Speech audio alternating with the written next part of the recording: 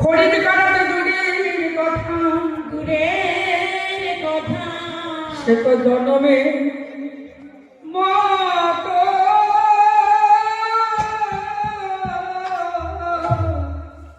বিকায়ে বিকায়ে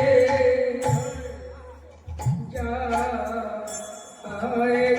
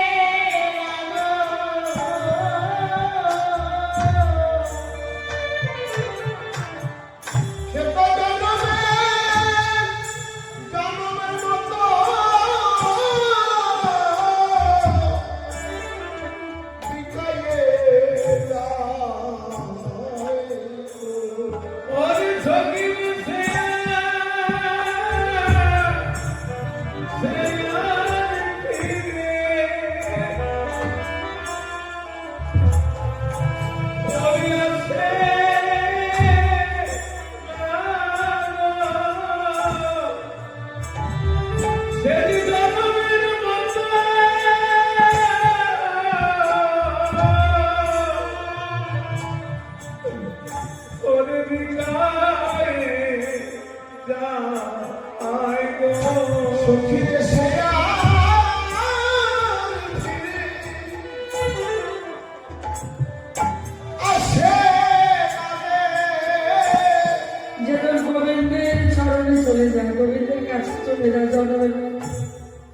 সে কোনদিন জন্মদিনে মায়ের সংসারে জামা যন্ত্রণার সংসারে ফিরে আসবে না।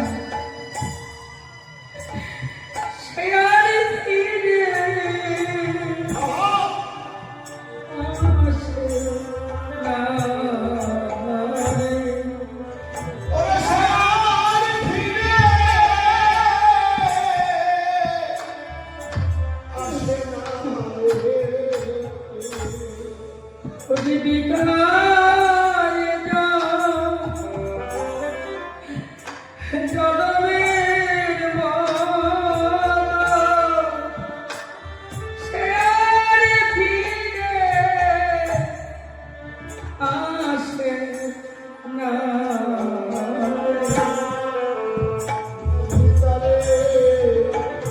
আসা যাওয়া হয়ে যায় বারো আশ্রয় পায় রাধা গোবিন্দের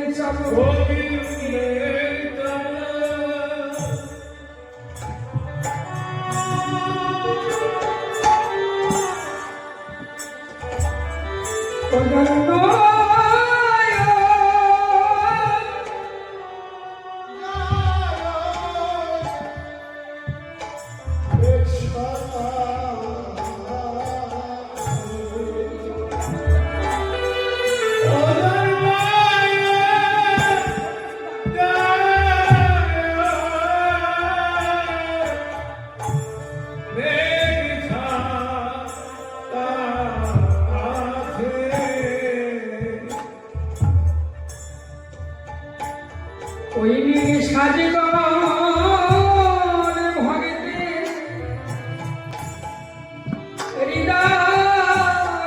হৃদাকাশে ওদের নয়নে জানা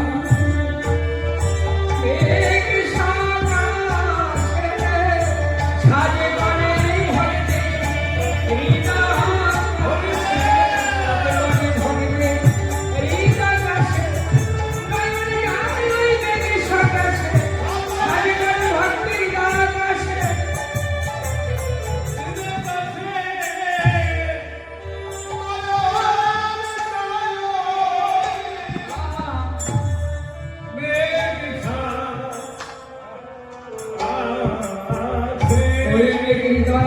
প্রবেশ করি নয়ন পথে বলি সেবা দিবানিশি জানে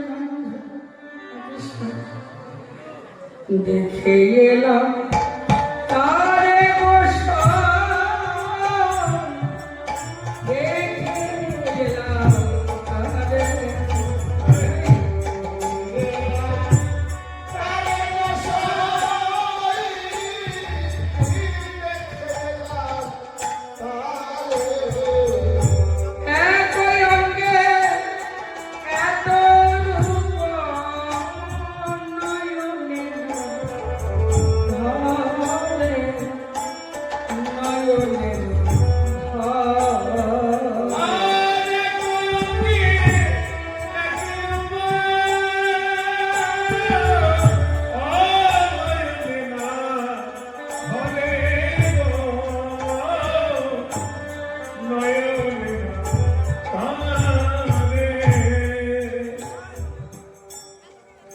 তারে আমি একবারে দেখলাম সে রূপের মানুষকে তার একান্তে যে এত আমার দুটো নয়নে ধরল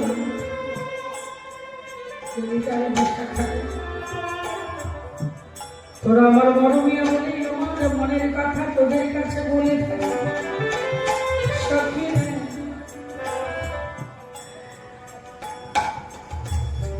কত রূপের মানুষ এই দুই নয়নে ধরে রূপ হেরিতে পারলাম না রূপ হেরিতে পারলাম না কত রূপ হেরিতে পারলাম না রূপ হেরিতে পারলাম না আমার নয়ন মনে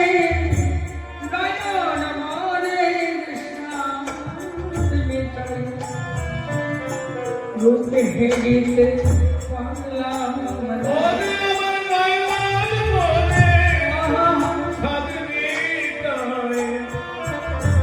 রূপ হেরিতে পারলে না রে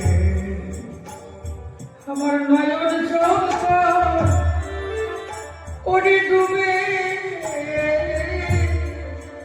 এলো রূপ হেরিতে পারলাম সকল ডুবে গেল রূপ হেরিতে পারলাম না ললিতারে বিশাখানে যারে পূর্ণ পুঞ্জ ভালো সে মুখ দর্শনে নিয়ে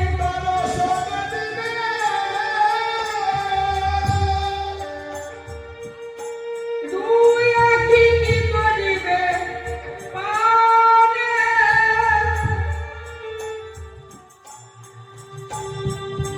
যদি লক্ষ কোটি নয়নে দিত বিধি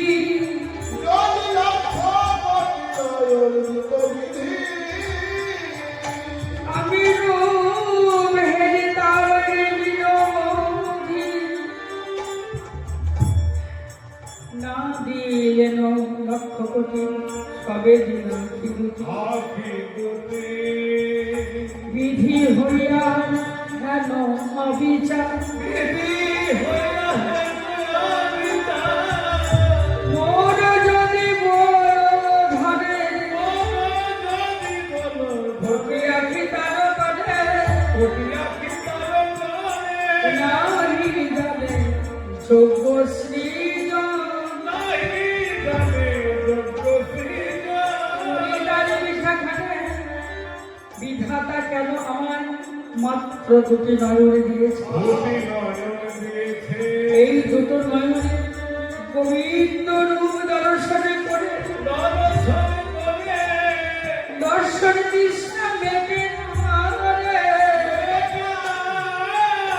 আমার যদি লক্ষ কোটি নয়ন দিত বিধি লক্ষ কোটি নয়ন দিয়ে ওই ভুবন ভরান গোবিন্দ রূপ দর্শন করে দর্শন তৃষ্ণা মিত্ত কিনা সন্দেহ। সন্দেহ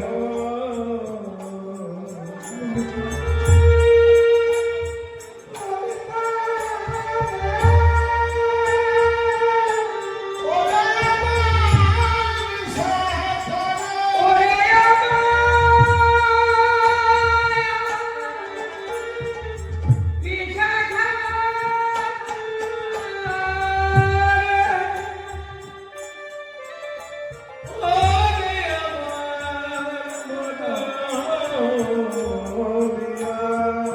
মনোরিয়া সখী রে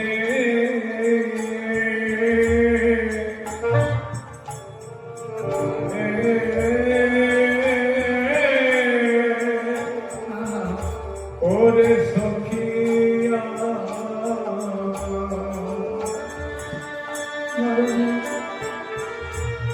কি দেখলাম জানিস? খালিয়া বড় খালি চন্দনেতে মাখা কালিয়া বুড়ি খালি চন্দনেতে মাখা।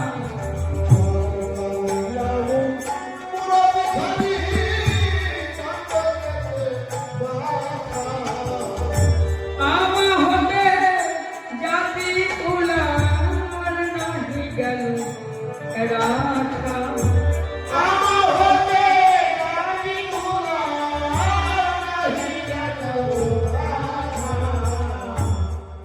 ললিতার বিশাখা আমার বধূ কালো। তোরা সবাই বলিস আমার বধূ কালো। কালো হলে কি হবে রে? কালোর মধ্যেও যে একটি রূপ আছে। কালিয়া বরণ খানি চন্দনেতে মাখা আমা হতে জাতি কোলার নাহি রাখা। আমার এই কুলের মূলে আমার বধূর রূপের ঢেউ লাগলো। যখন আমার বধূর রূপের ঢেউ লাগলো আমার কুলের মূলে, আমি ধৈর্য হারা হয়ে যমুনার কুলে পড়ে গেল। একেতে কালিয়া মূর্তি, তার মধ্যে আমার চন্দনের সে রূপের মাধুর্যে আমি আমার কুল কাটতে পারলাম না। আমার কুলের মূলে রূপের ঢেউ লাগলো। ললিতা বলছে, রাধে তোর বধূ চূড়ার উপরে আমার ময়ূর পুচ্ছ দিচ্ছে কেন? ময়ূর পুচ্ছ কেন দিয়েছে? রাধারানী বললেন, শোন, আমার বধূ চূড়ার উপরে ময়ূর পুচ্ছ কেন দিয়েছে? শোন, একদিন গোবিন্দ আমার প্রাণবল্লভ বিরজার কুঞ্জে গিয়েছে। কৃষ্ণ ভক্ত বিরজার মনোবাঞ্ছা পূরণের লাগে তার কুঞ্জে গেলেন। কুঞ্জের দাঁড়ি রাখলেন শ্রীরাম সখাকে। শ্রীরাম সখানে তুই আজ থেকে এই বিরজার কুঞ্জে দাঁড়িয়ে থাকবে। কুঞ্জের ভেতরে যেন কেউ প্রবেশ করে। আমি বিরজার কুঞ্জে চললাম, বিরজার মনোবাঞ্ছা পূর্ণ করবার। আমি যে ভক্তাদের ভগবান, যেজন যেভাবে আমায় ডাকে আমি সেই জন্য সেইভাবে দেখা দিয়ে দর্শন দিয়ে তাদের মনোবাঞ্ছা পূর্ণ করে থাকি। কারণ বিরোধারগঞ্জে না তুই দাঁড়িয়ে থাকিস। সেটা বিরোধারগঞ্জের সম্মুখে দাঁড়িয়ে আছে। এমন সময় মুনি শ্রেষ্ঠ নারদ মুনি সেখানে এসে দাঁড়ালেন, বলে নারায়ণ নারায়ণ নারায়ণ। সেটা তুমি এখানে কেন বিরোধারগঞ্জের সম্মুখে কেন দাঁড়িয়ে আছো? সেটা নারদ মুনিকে প্রণাম করলেন। মুনি শ্রেষ্ঠ নারদ মুনি আমার প্রণাম গ্রহণ।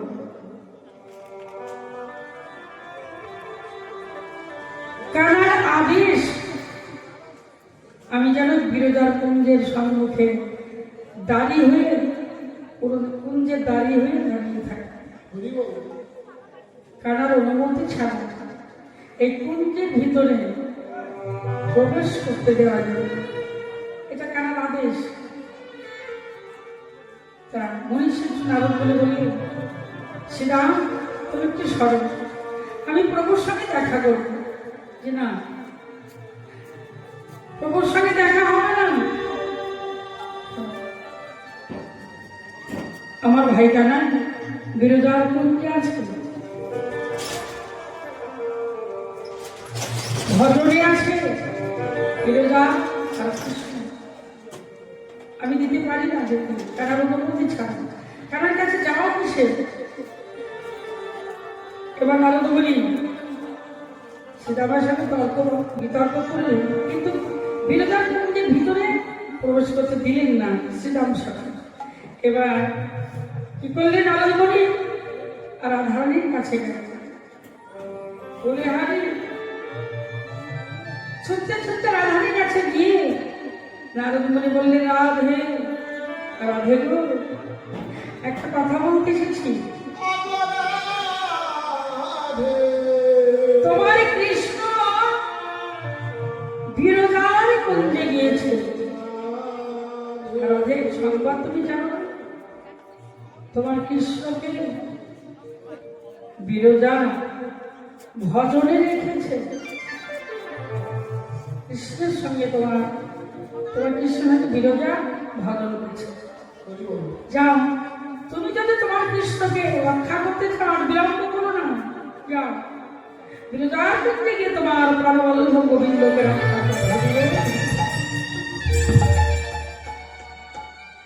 রাধারানী সখীদেরকে নিয়ে ছুটতে ছুটতে এলেন বিরোধার দরজার সম্মুখে। দেখে শ্রীরাম দাঁড়িয়ে হয়ে দাঁড়িয়েছে। আর রাধারানী বললেন, শ্রীরাম শ্রীরাম দ্বার ছাড়ো, আমি আমার বধূর কাছে যাব। তুমি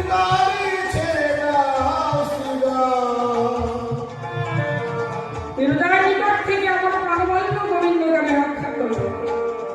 দ্বার ছাড়ো শ্রীরাম। শ্রীরাম রাধারানীকে আটকে ধরলেন, বাধা প্রাপ্ত করিল। রাধে এই বৃন্দাবনে যেই হোক না কেন, যেই হোক, কারণ আদেশ ভিন্ন অনুভূতি ছাড়া আমি বিরোধারকুঞ্জে প্রবেশ করতে পারি না। অনেক অনুনয় বিনয় করলে রাধারানী কিছুতেই শ্রীরাম রাধারানীকে বিরোধারকুঞ্জের ভিতর প্রবেশ করতে দিল। রাধারানী দুঃখে ক্ষোভে কাতর হয়ে বললেন, শ্রীরাম ও শ্রীরাম, তুই যখন আমার সঙ্গে দত্তের মতো ব্যবহার করলি, আমি তোকে অভিশাপ দিলাম, তুই দত্ত করে জন্ম নিবি। তোর জন্ম হবে দত্তকুলে। সঙ্গে সঙ্গে শ্রীরাম নয়ন জল ছেড়ে দিয়ে বললে, রাধে রাধে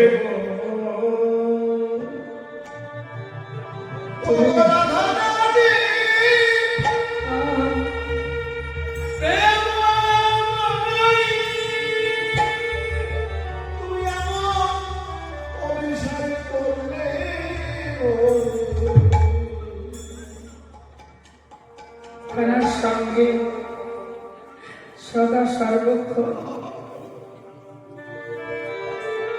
এই হতভাগ্য শ্রীরাম সখা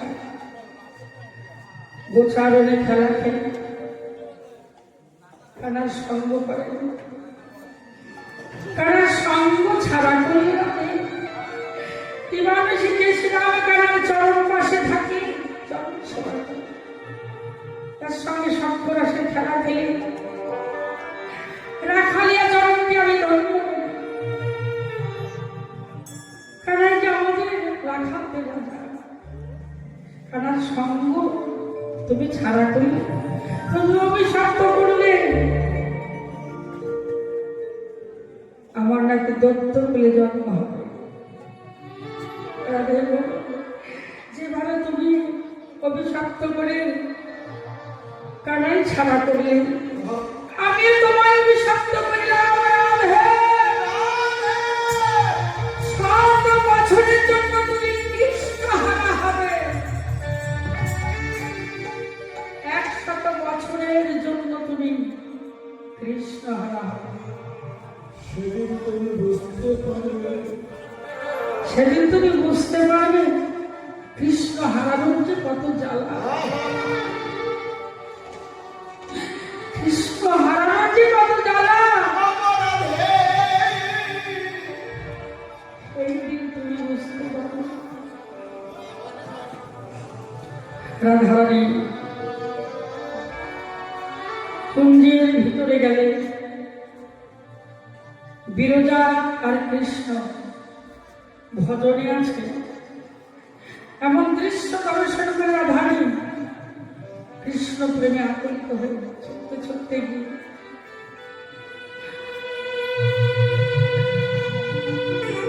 রাধারানী ময়ূর বেশ ধারণ করল। ময়ূর বেশ ধারণ করে যমুনার তীরে দাঁড়ালেন। সঙ্গে সঙ্গে গোবিন্দ সর্প হলে আর বিরজা নদী হলে। সর্প হয়ে কৃষ্ণ সর্প হয়ে নদীর মধ্যে সাঁতার খেলছে, বিরজা নদী হয়েছে আর কৃষ্ণ সর্প হয়ে খেলছে। এদিকে রাধারানী ময়ূর হয়ে, ময়ূর হয়ে তার ঠোঁট দিয়ে গোবিন্দকে ধরলে।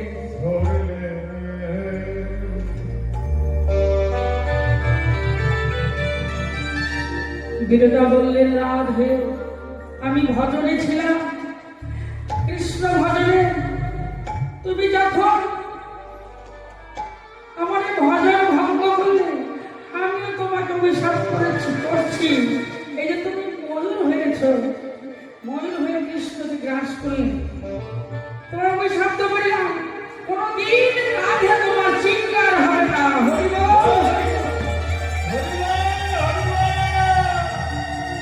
কোনদিন চিৎকার হবে না। দেখবেন ময়ূরের কিন্তু কোনদিন চিৎকার হবে অনেক তথ্য।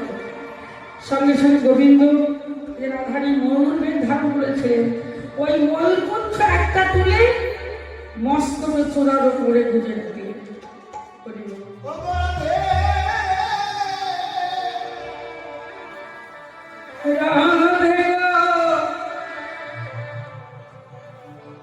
তুমি আমার মস্তকে থাকো, তুমি আমার প্রেমের গুরু, ধ্যানের গুরু, জ্ঞানের গুরু।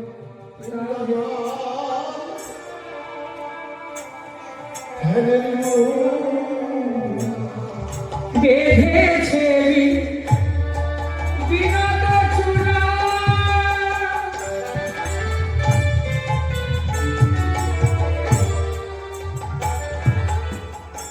ওরে নাম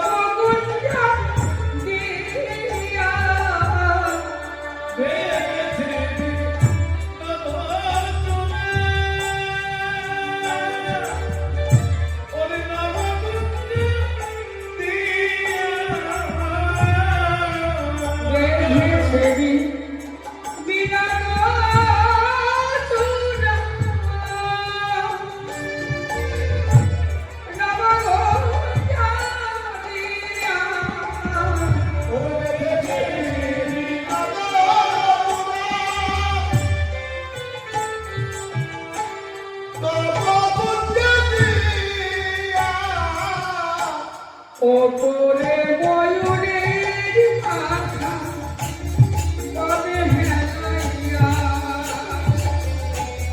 ওপরে ময়ূরের পাখা তবে হেলাইয়া। নবগুঞ্জা দিয়ে আমার প্রাণবল্লভ গোবিন্দ চূড়াখানি বেঁধেছে, চূড়ার উপরে ময়ূর পুচ্ছ চূড়া বাঁধিবা ভঙ্গি জানে ওরে ভঙ্গি জানে মধু চূড়া বাঁধিবার ভঙ্গি জানে ভঙ্গি জানে নবগুঞ্জা দিয়ে চূড়া বেঁধেছে গো, চূড়া বাঁধিবা ভঙ্গি জানে। ওগো নবগুঞ্জা দিয়ে চূড়া বেঁধেছে গো, চূড়া বাঁধিবার ভঙ্গি জানে। নবগুঞ্জা দিয়ে চূড়া বেঁধেছে,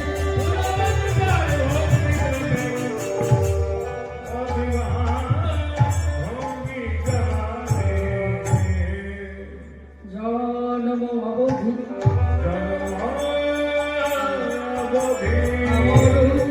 আমার বাদে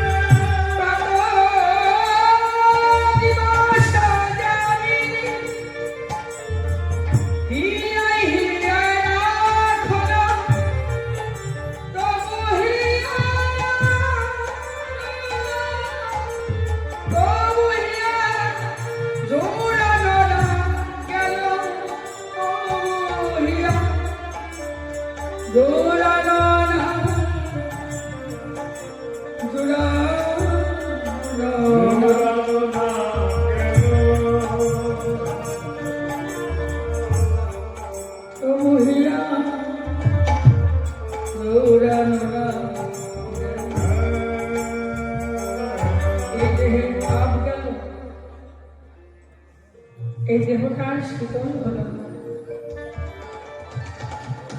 কত দুঃখ গেল আমার জীবনে, আর সুখ হলো।